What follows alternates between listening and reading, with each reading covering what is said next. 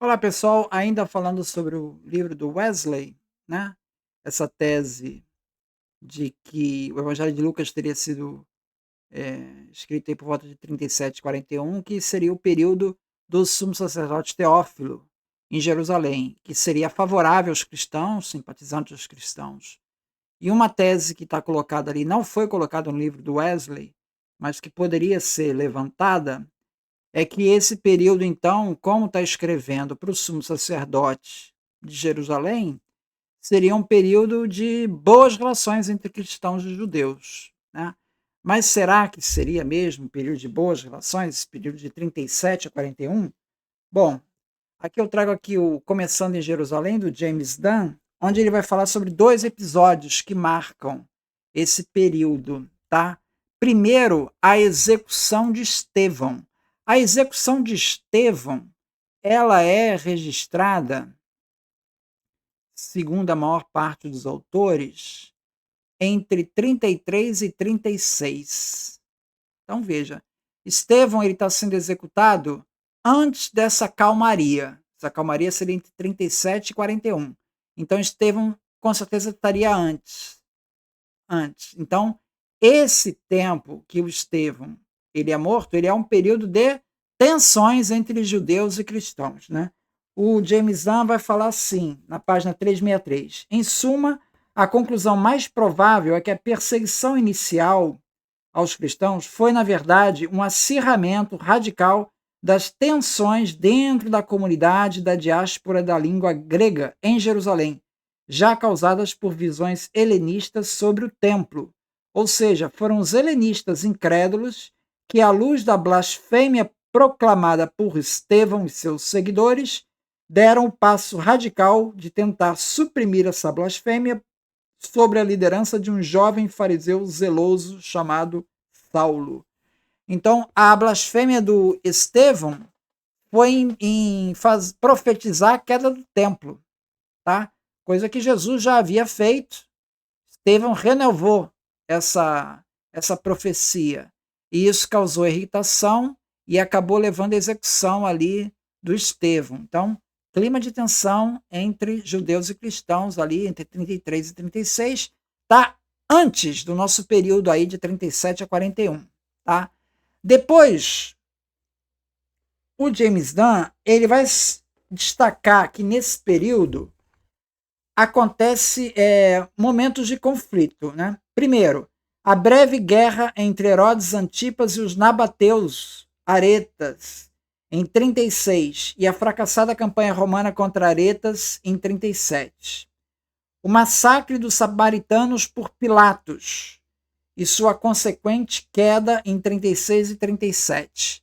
Pilatos vai cair por causa disso, né? Pelo massacre dos samaritanos. Roma massacrando os samaritanos.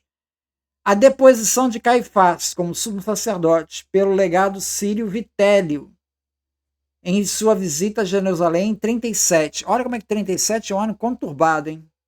Caifás está caindo, Pilatos está caindo. A longa tentativa de Calígula, que foi de 39 a 41, de ter sua efígie montada no templo em Jerusalém, provocando intensos e substanciais protestos de judeus dentro de Israel, alarme geral nos círculos judaicos em todos os lugares e ataques colaterais às comunidades judaicas da diáspora, particularmente a Alexandria e Antioquia. Tá?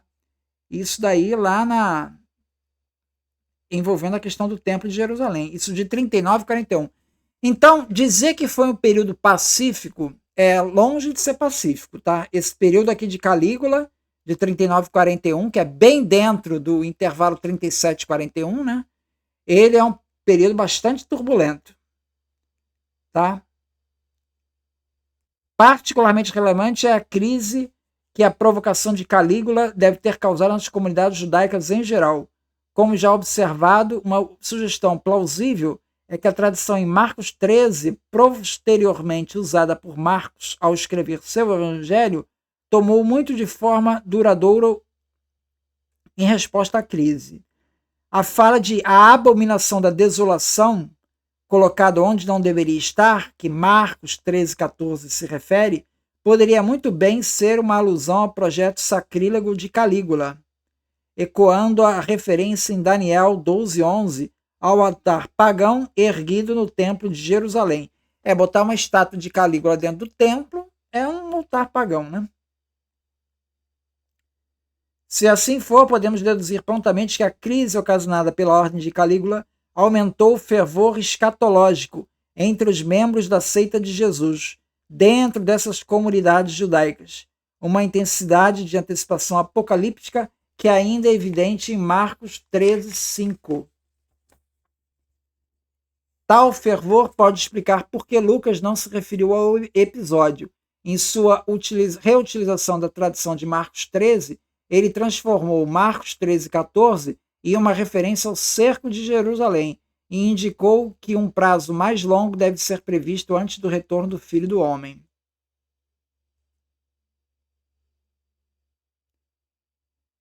Então, ele fala sobre essas questões aí envolvendo esse período bem turbulento que deve ter acirrado as expectativas escatológicas e aí deve ter impactado diretamente também os cristãos, diretamente envolvidos os cristãos em Jerusalém. Bom, depois nós vamos ter ainda sobre o reinado de Herodes Antipas, Herodes Agripa I, tá? Nós vamos ter o assassinato de Tiago, filho de Zebedeu, que teria ocorrido possivelmente no ano 44. Por que se fala que ocorreu por volta de 44? Porque a morte dele foi executada por ordem de Herodes Agripa I. Isso aparece em Atos dos Apóstolos 12:1-2. Por aquele tempo, o rei Herodes começou a maltratar alguns da igreja. Mandou matar a espada Tiago, irmão de João. É o Herodes Agripa I, neto do Herodes o Grande. Agripa I reinou de 41 a 44, sob a autoridade do Império Romano. Ele morreu repentinamente em 44, segundo Flávio Josefo, em Antiguidades Judaicas 19:343-361. Como se diz que Tiago foi morto pouco antes da morte de Agripa I, então essa execução provavelmente ocorreu em 44, tá? Então está fora daquele nosso intervalo, tá? Nosso intervalo de 37 e 41. Temos então Estevão, 33 a 36, e temos a morte de Tiago, tá? A morte de Tiago ali em 44. E nesse intervalo, nós temos toda a confusão que causou lá o episódio de Calígula. Então não dá para descrever esse período de 37 a 41 como um período de paz, não é propriamente de paz, né? Aí o James Hahn vai falar aqui na página 524 sobre a morte de Tiago. A surpresa, claro, é que a referência seja tão breve. Com exceção de 1:13, essa é a única referência a Tiago, irmão de João, em Atos dos Apóstolos. No entanto, todas as outras indicações que existem sugerem que Tiago foi um dos líderes da igreja de Jerusalém mais antiga. Com Pedro e seu irmão João, ele é lembrado como formando uma espécie de círculo interno dentro dos 12. E presumivelmente Agripa alvejou Tiago precisamente porque ele era um dos líderes da nova seita. Por que então Lucas passou por sua execução de maneira tão superficial? O contraste com a quantidade de atenção que ele dedica ao linchamento de Estevão, em Atos 6, é difícil de ignorar. E o contraste com o espaço que Lucas dedica às várias provações e tribulações de Pedro em Jerusalém, incluindo aquelas infligidas por Agripa, não é menos impressionante. Ainda menos atenção é dada ao restante dos alguns que tiveram mãos violentas impostas sobre eles. Uma resposta óbvia, claro, pode ser que Lucas não tinha nenhum relato ou lembrança mais completo desse episódio, mas tal solução simplesmente levanta a questão adicional. E por que ele não tinha? Por que a igreja de Jerusalém não reteve tal reminiscência ou tradição, particularmente da morte de Tiago? Tiago, filho de Zebedeu. Afinal, Tiago não era uma figura tão proeminente? Mas mesmo assim, como o primeiro dos 12 constituídos a ser martirizado, Alguém poderia pensar que sua morte exigiria mais atenção e mais comentários do que Lucas forneceu. O silêncio de Lucas, nesse momento, continua sendo um quebra-cabeça sem resposta. O desdobramento mais positivo é que Lucas não se sentiu à vontade ou optou por elaborar um aviso de morte mais acanhado. A brevidade de sua referência pode, portanto, apontar mais para a consciência de Lucas, como historiador, ao registrar apenas informações básicas que ele conseguiu obter.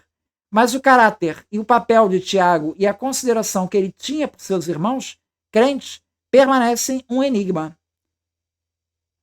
Apanhada na obscuridade está a questão de por que a vaga deixada por Tiago não foi preenchida, como havia sido feito no caso de Judas.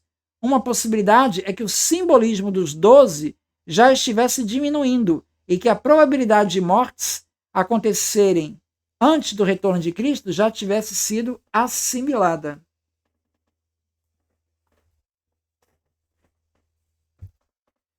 O motivo de Agripa em executar tão arbitrariamente Tiago pode ser deduzido do relato de Joséfo sobre a devoção de Agripa durante sua residência em Jerusalém. A nova seita, especialmente Estevão e os helenistas, já havia dado provas de desrespeito pelo templo, e apesar de alguma tolerância demonstrada por Gamaliel em Atos 5,33, Saulo, o perseguidor, sem dúvida, representava uma facção dentro dos fariseus que se opunham fortemente à nova seita. As distinções entre hebreus e helenistas podem muito bem ter sido perdidas por alguém ansioso por mostrar sua devoção à lei e à tradição de seu povo.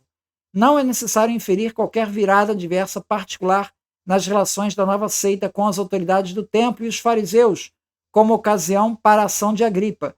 Teria sido suficiente que Agripa estivesse procurando oportunidades para sinalizar sua devoção tanto à sua religião quanto à nação. Tal hipótese se encaixa bem com as indicações de que Agripa se via como um líder que poderia libertar Israel do domínio romano. Em outras palavras, as questões que pairavam sobre a nova seita de Jesus podem ter dado a Agripa motivos suficientes para selecioná-los para um tratamento exemplar, demonstrando tanto sua prontidão em pisar em qualquer desvio das práticas tradicionais de Israel, quanto suas próprias qualidades como um líder capaz de ações prontas e decisivas.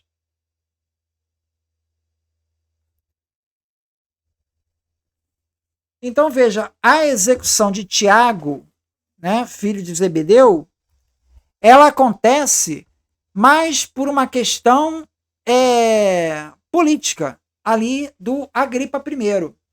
Agripa I parece ter tido essa iniciativa, né, de ser mais rígido. Então não é decorrência de um período pacífico anterior. Pelo contrário, as tensões elas parecem que estavam ali no ar. Elas não foram suspensas. Esse, segundo o entendimento de James Dunn. Então, entender esse 3741 como uma lacuna de paz devido a um acordo com o possível sumo sacerdote lá, Teófilo, que seria cristão, não está muito compatível. Porque o que se sucedeu, o Agripa, ele já veio, ele não dá sinal de que houve uma ruptura, entendeu? Parece que estamos num período de uma tensão constante, que vem desde Estevão e chega até o período de Tiago Zebedeu. Muito obrigado, então.